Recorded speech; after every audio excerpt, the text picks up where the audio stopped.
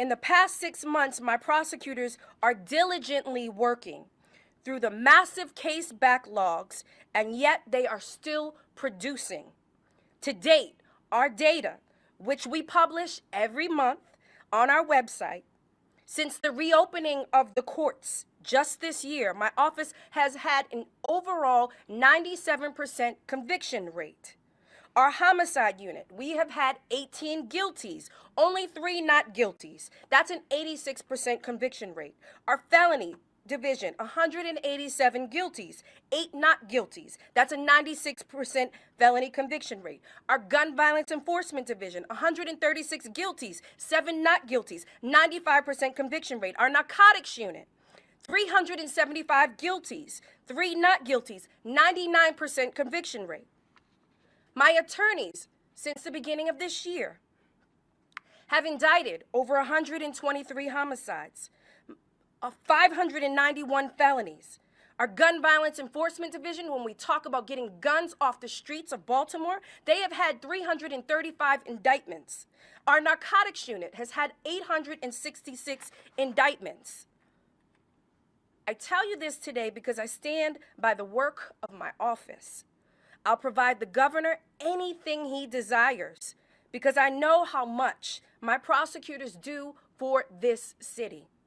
Just this week, James Phillips was found guilty of 2 counts of assault in the first degree, 2 counts of use of a firearm, and the commission of a crime of violence and associated charges. He was sentenced to 35 years in prison following his August 19th conviction. Phillips shot and struck 2 brothers on Bel Air Road outside of the deli after an altercation occurred inside the store. Just yesterday, Ward Alston, 46 years old, pled guilty to second-degree rape of a 14-year-old girl and was sentenced to 20 years to spend all but 12 years and 5 years probation. Alston followed the teen from a train station near Mondawmin to her bus, got off at her bus stop to pull her into an alley and to rape her. My prosecutors work every single day. And for the governor to come out today and say that my prosecutors, they don't do their jobs, that they don't prosecute violent criminals, that they don't sweat blood and tears for the safety of everyone in this city is a disgraceful lie. My prosecutors take violent crime seriously, and so do I. I met with the devastated daughter whose mother was killed in a church last week.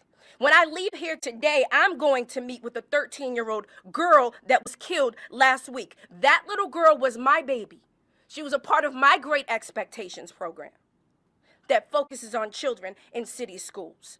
And for the governor to put on a show today and to exploit the very real pain of our city residents as part of his political stunt is disgraceful and unacceptable. Anyone who thinks that the governor truly cares about the crime in the city of Baltimore should also ask the question of how he's been unwilling to develop a long-term solutions to address the root causes of crime in our city. Why did he cancel the red line, which would have provided job opportunities to residents of our city? Why did he veto the Kerwin Commission that would have provided equity and education for our babies? Why is his only solution to crime more police and mandatory minimum sentence? And now he's advocating to refund the police in a city where a 163-page Department of Justice report outlined a pattern and practice of discriminatory enforcement, where there's a history of mistrust following one of the largest police corruption scandals in the history of this country, where officers were literally planting guns and drugs on the residents of our city for decades. And by the way, Mr. Governor, we are under a federal consent decree. The hypocrisy of campaigning to refund the police while defunding prosecutors is not lost on the citizens of Baltimore City. He's attacking me yet again, disrespecting me yet again. As the twice elected representative of the people of Baltimore, the way he always has, because he's entitled, his entitlement and his privilege allows him to do so, as he plays to the right-wing conservatives he's interested in appealing to for election purposes. Today was not about fixing Baltimore. It was about Larry Hogan's political aspirations. He's running on a platform of a modern day Republican, so he has to be opposed to criminal justice reform. He's perfectly okay with locking up black people for things that white people do in this country with impunity. He's especially okay with villainizing the black woman prosecutor who's challenging the status quo. We're seeing these antics all across the country. Don't be fooled. In Missouri, the governor and friend of Hogan blocked a black progressive prosecutor from exonerating an innocent black man. In Florida, the governor took cases away from a black prosecutor who refused to prosecute the death penalty. This is the company that Larry Hogan keeps. This is his playbook. I come to you today, Baltimore, to say, let's stop getting played by this lame duck governor. Thank you. Questions? Madam Prosecutor, passionate response to the governor. You are obviously taking it personal. You said that he's attacking you. And regarding the governor's obvious criticism, from your point of view, obvious criticism of your current prosecution policies, and you just touched on it, what can you say to make people think, the city of Baltimore think, that your current policies are in fact working? So again, I think what's important for us to understand is that there's been this negative misinformation that's being perpetuated by certain media outlets, as well as the top of the state that's leading this, and that is the governor. At the end of the day, at no point have I ever said that I'm not prosecuting violent crime or victim crimes in the city of Baltimore.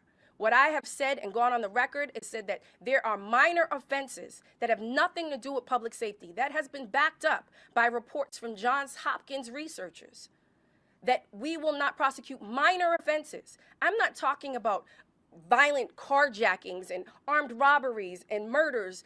I just gave you the statistics that show every single day it has been proven my prosecutors are underpaid and overworked, and every single day get into these courtrooms and fight for the citizens of Baltimore. And when you are unjustly attacked, knowing the commitment and the sacrifice that they do every single day, I have a right to be offended.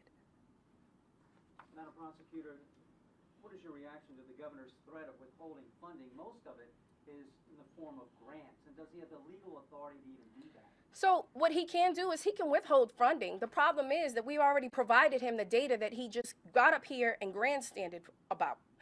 He gets that information. So the data that he's requesting is, again, the information that's already on our website and the information that we're required to provide because these are grant funds. So this political grandstanding is really of naught. It's just to come out against me 6 months from my election and or to set him up for his next political aspiration, which we all know is outside the scope of what he's currently doing. Is this a requirement for your office to provide that to his office directly, or can he just go to your website and get it? So we provide, because these are grant funds, we already provide that information to the Governor's Office of Crime Control and Prevention.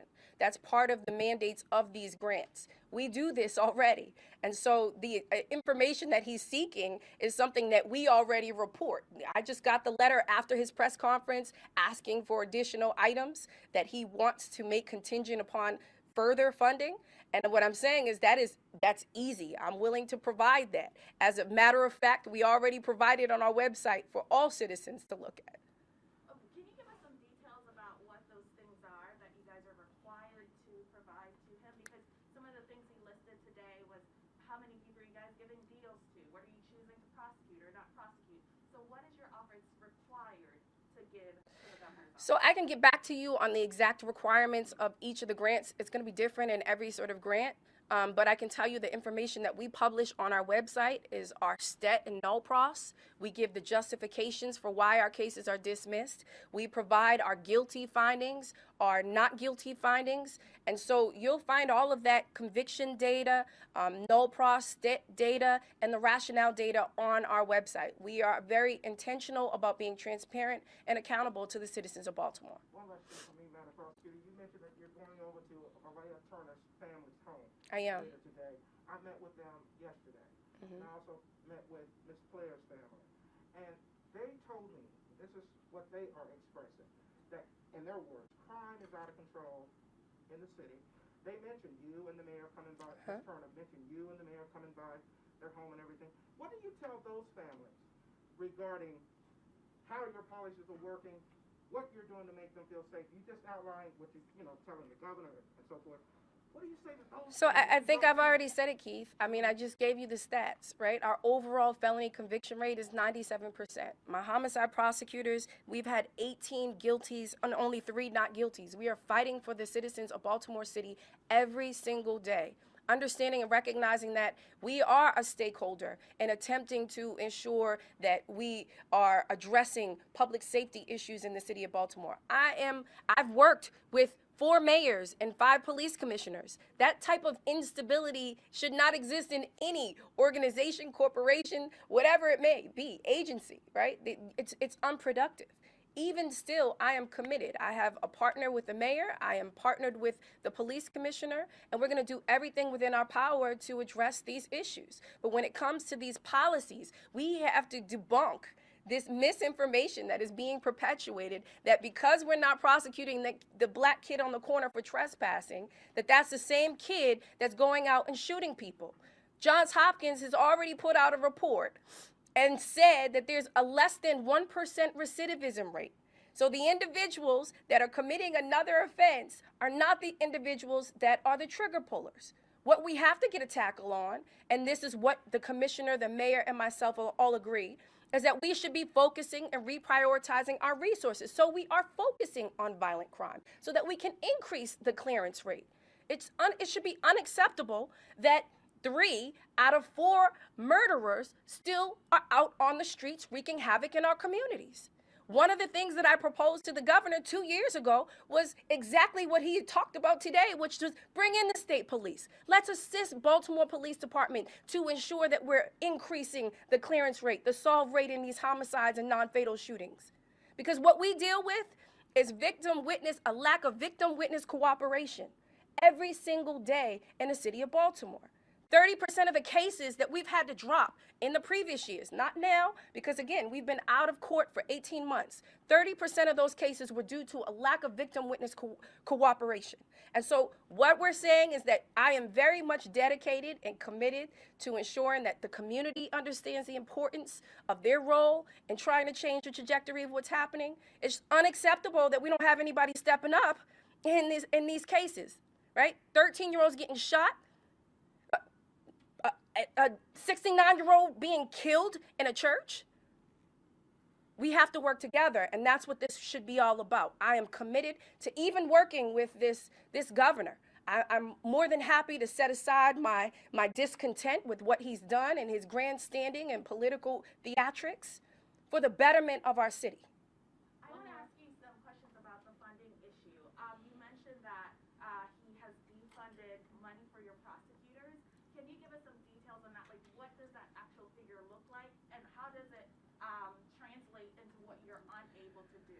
So what he's attempted to do, and he's introducing the legislation that he's been pushing for the past 2 years, that the city delegation has pretty much said, no, we're not going to move forward on, is he's attempting to get around me, right? And he doesn't like my philosophical sort of policy positions. And so what he wants to do, his only solution to crime is the tough on crime, more police, mandatory minimum sentences. That's one of the requests that he wants us to know. How many times have you utilized the mandatory minimum sentences, right? And so he's attempting to circumvent me, and what he's asked the legislature to do is to put more money towards Brian Frosh so that they can replicate my office and Brian Frosh's office. The problem that's happened is that with the legislature, the police reform proposals, they gave Brian Frosh the ability to create a replication of police-involved shootings, right? So he has his own unit.